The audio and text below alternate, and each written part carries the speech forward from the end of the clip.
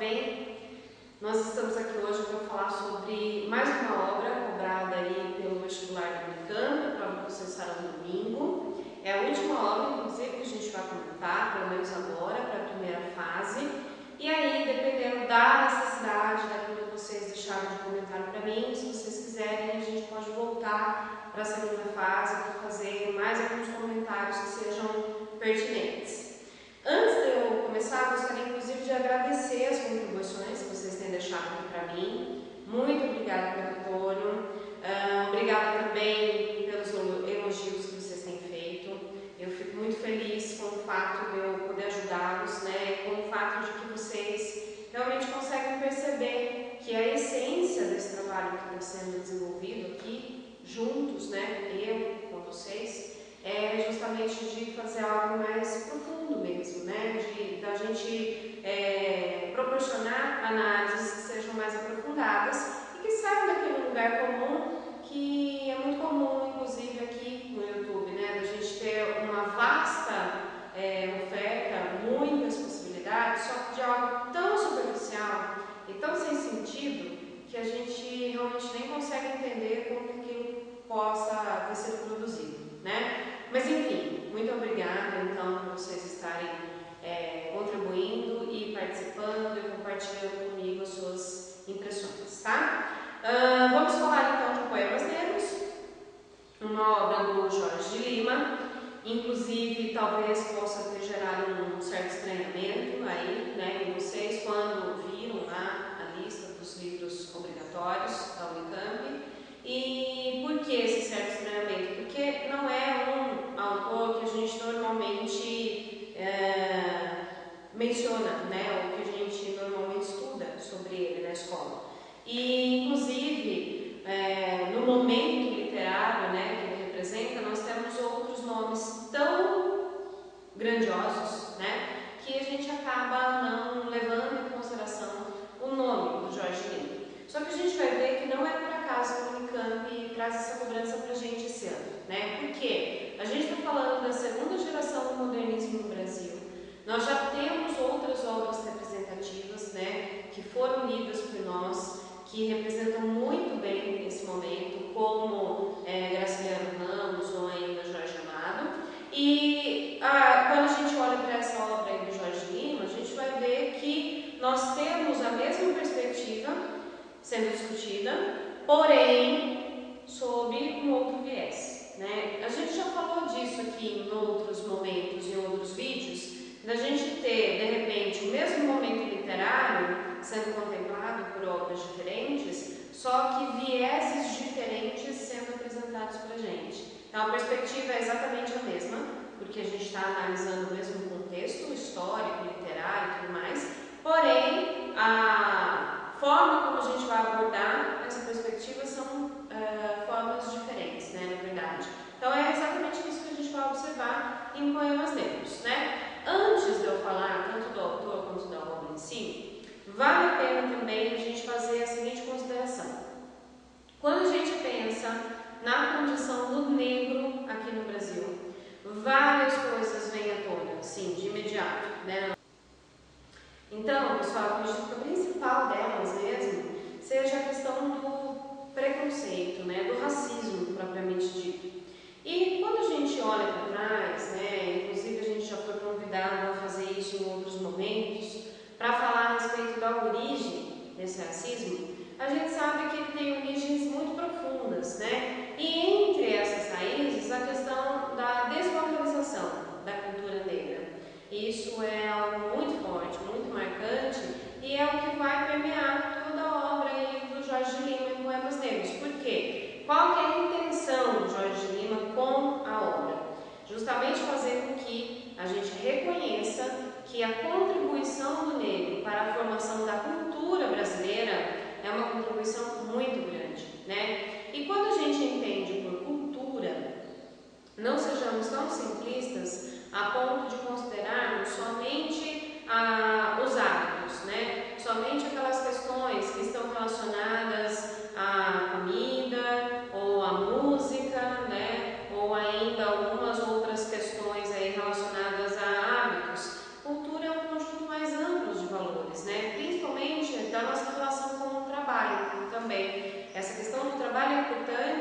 e vai se configurar realmente como algo muito presente dentro da nossa manifestação, da manifestação brasileira. Então a proposta do Jorge de Lima foi justamente essa, fazer com que a gente reconhecesse que a cultura brasileira ela não é formada somente lá no encontro das raças, né? E aí a gente lembra do indígena, da raça branca e também da raça negra, mas que existe uma parcela muito grande de contribuição dessa cultura africana para a formação da cultura brasileira. Só que normalmente quando as pessoas consideravam isso, pelo menos na época, né, vamos torcer ou vamos imaginar ou acreditar que não existe mais isso na atualidade, embora a gente saiba que sim, mas na época o que se tinha era uma visão muito negativa, né, a respeito do negro e um desejo de se afastar tudo aquilo que fosse representativo da cultura africana. Como eu já disse, quando a gente pensa na condição do negro no Brasil hoje, em pleno século XXI, talvez a primeira coisa que vem à nossa cabeça seja a questão do preconceito. E é justamente isso, né? O objetivo da obra era justamente afastar essa possibilidade. Vejam que é algo que não acabou ainda. E não só o racismo no Brasil, como aquela outra questão também, quando a gente observa a realidade nordestina, né, de uma forma geral, a questão do preconceito de uma forma geral, não só racial, mas do preconceito de uma forma geral. E é isso que a obra tem, então, como objetivo, né, em minimizar, mitigar mesmo, né, essa questão dessa falta de conhecimento que a gente tem, ou até a falta de reconhecimento, né, de que a cultura negra realmente é algo muito presente nas nossas vidas, né, não tem como a gente escapar disso. E dentro da obra, como que a gente vai observar isso? Principalmente através da manifestação linguística. Então, pode ser que, dependendo do poema que você vai ler, dos 39 lá, né, de poemas negros, ou do poema que seja cobrado, seja trazido pela prova de uma forma geral, porque o ideal seria que você tivesse lido todos, né, mas dependendo do poema que for trazido pela prova que vocês farão, talvez vocês se deparem com essa questão da expressão linguística e não reconheçam determinadas expressões, justamente porque a ideia é trazer para a gente, ao nosso conhecimento, do quanto então a questão africana influenciou o vocabulário. Só que não é um vocabulário geral, algumas palavras sim, né, são tipicamente naturais aí de boa parte dos brasileiros, e outras expressões não tão naturais, principalmente quando a gente pensa na culinária nordestina. Inclusive um dos poemas intitulado Comidas, ele vai trazer justamente essa visão pra gente, né, de palavras que são tipicamente africanas ou afro-brasileiras, vamos dizer assim, e que são utilizadas para a nomeação dos pratos, né, de alguns componentes ali da culinária.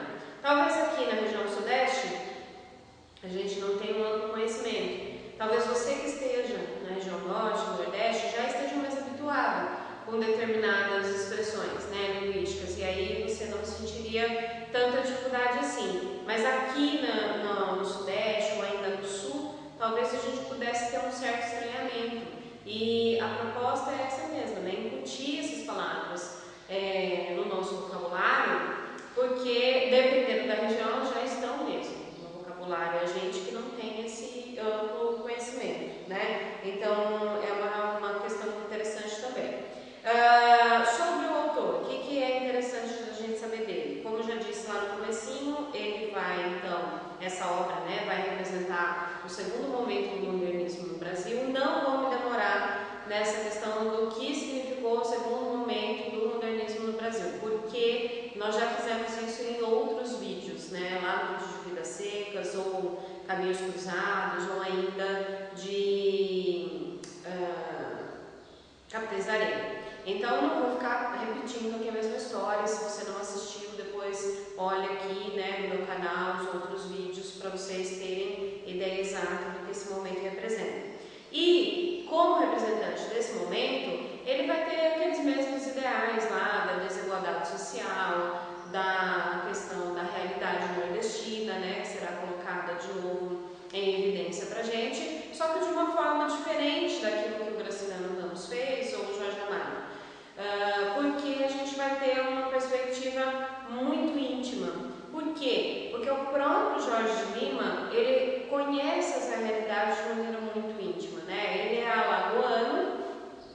Ele foi menino de engenho, né? Ele cresceu então numa usina de cana-de-açúcar, então essa questão fica muito ligada a ele, né? Então ele tem conhecimento íntimo disso que ele vai discutir conosco nessa obra. Por isso essa perspectiva um pouco diferenciada em relação aos demais. A gente poderia até falar do Lima Barreto aqui também, que tem essa mesma questão aí, né? Dessa discussão a respeito das usinas de cana-de-açúcar, mas o foco do Jorge Lima é nessa questão da valorização mesmo da cultura negra, né? E mais ainda, no reconhecimento da dívida que a nação brasileira tem com a raça negra. Não só pelo fato deles terem sido escravizados, mas principalmente pelo fato do quanto eles foram objetificados, né? Aqui. Eles foram transformados em objetos e aí tudo aquilo que representava a cultura deles foi soterrado. Tanto é que ele discute também essa questão do branqueamento, né, da raça negra. O que significa isso, então? Eles irem pouco a pouco abrindo mão da sua própria cultura em favor dessa cultura branca. Não porque eles queriam, por uma questão de imposição, né? A gente sabe que aconteceu isso. Inclusive com a proposta lá de Enem, de redação de Enem, em que vocês foram convidados a discutir sobre a intolerância religiosa, esse fator veio à tona também, principalmente em relação à questão das religiões afro-brasileiras, né? Então vai muito assim ao encontro, né?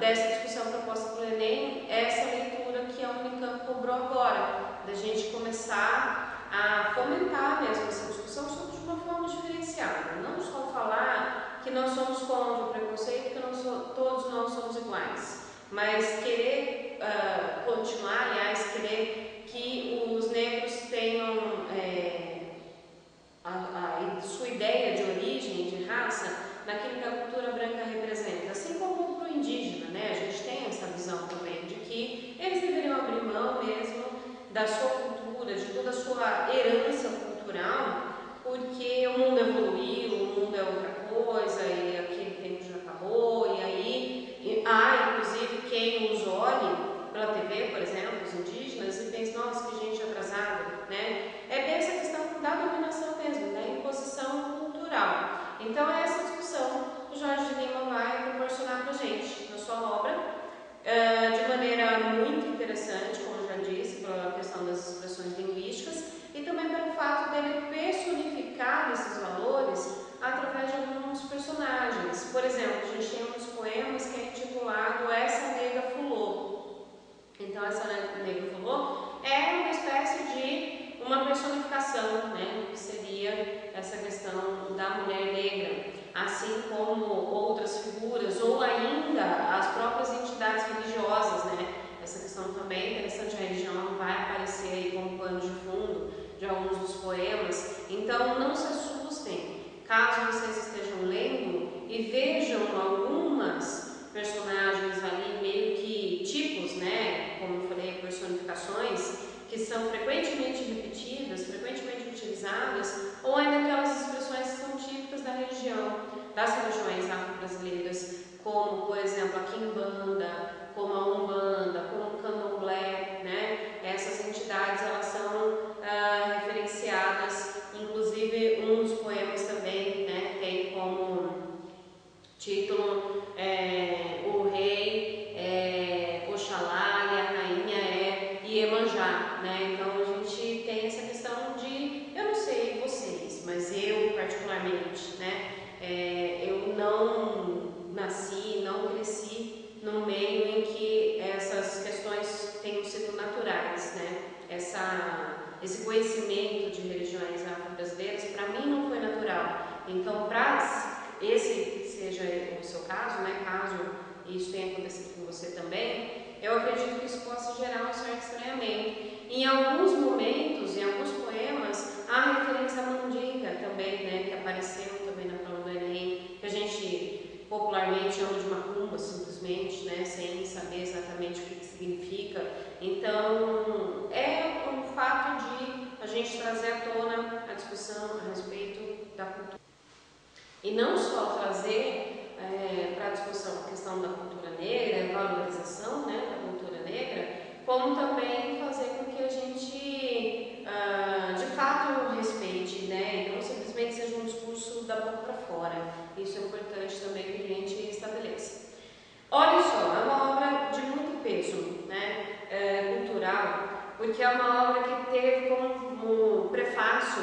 o prefácio de autoria do Gilberto Freire e as ilustrações de Lazar Segal, né? Então não é simplesmente uma obra que possa passar assim de maneira despercebida, porque a gente tem um tripé aí, né? O Jorge Lima, o Gilberto Freire e o Lazar Segal assinando, né, esse documento para a gente. Isso também é um fato importante que pode ser cobrado de vocês em alguma das questões pela questão das ilustrações, porque o pedido que o Jorge Lima fez para o Lazar Segal para as ilustrações é de que, de fato, as ilustrações pudessem representar o negro em todas as suas formas de trabalho, né? Isso também já apareceu na Unicamp há um tempo atrás, né? Em alguma prova anterior, não sei se foi do ano passado, pode ser, eu acho que estou fazendo um pouquinho de confusão, mas enfim, já apareceu também da gente reconhecer aí a questão do trabalho, né, do negro, porque além do horror da escravidão, do horror que a escravidão representa, né, por si só, tem a questão do abuso, né, a respeito do escravo, não só do abuso físico, mas do abuso moral, né? Vários poemas vão trabalhar com essa temática em poemas negros, e dentro dessa questão do abuso moral, o apelo que as mulheres acabam tendo, né, a partir disso, para elas se verem livres, tanto do abuso físico quanto do abuso moral, que é a questão da força do sexo, né, da sensualidade. Elas acabam, muitas das escravas acabam mobilizando toda a sua força de reação para a questão da sua sexualidade. A gente falou disso lá na obra Coração, Cabeça e Estômago. Não são escravas, cuidado para não fazer confusão. A quem eu estou querendo fazer referência, de fato. A questão da liberdade, por exemplo, da Paula, lembra que eu comentei com vocês, de que ela queria tanto se ver livre das imposições sociais, que ela acaba apresentando para a gente um comportamento meio libertino.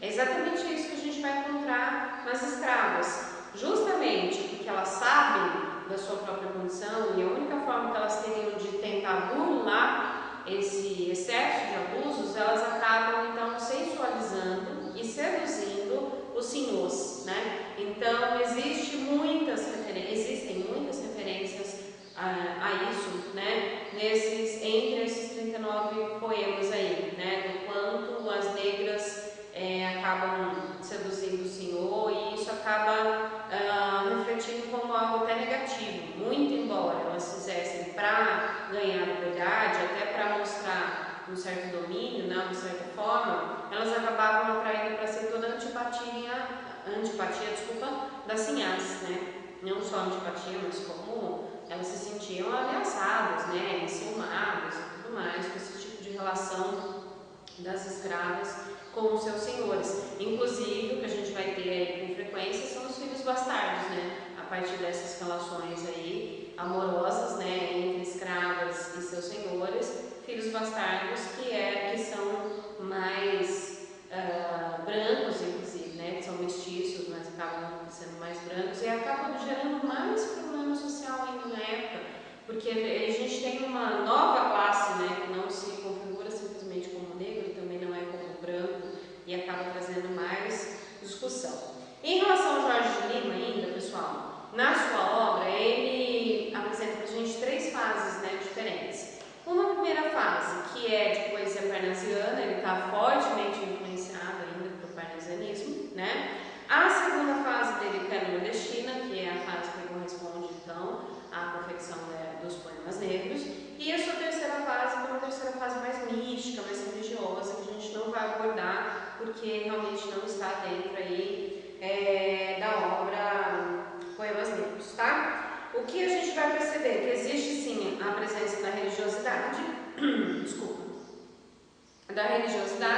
porém essa religiosidade muito focada na questão das religiões afro-brasileiras e do sincretismo religioso também. Lembra? A gente já falou sobre o sincretismo religioso quando a gente falou sobre Capitães da Areia. Existe uma aproximação, né, que seria a questão do branqueamento da cultura mesmo, das entidades que são típicas das religiões africanas com as entidades típicas do cristianismo e do catolicismo, né, principalmente. Então, por exemplo, São Jorge,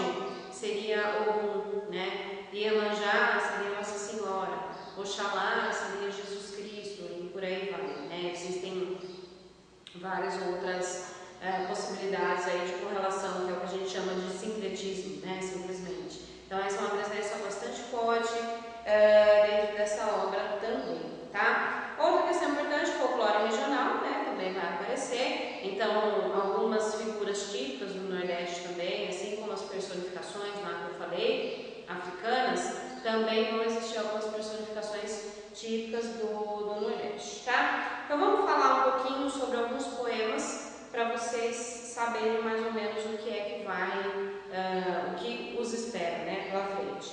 Então o primeiro poema, o poema que abre, né, a obra, é intitulado de Nordeste.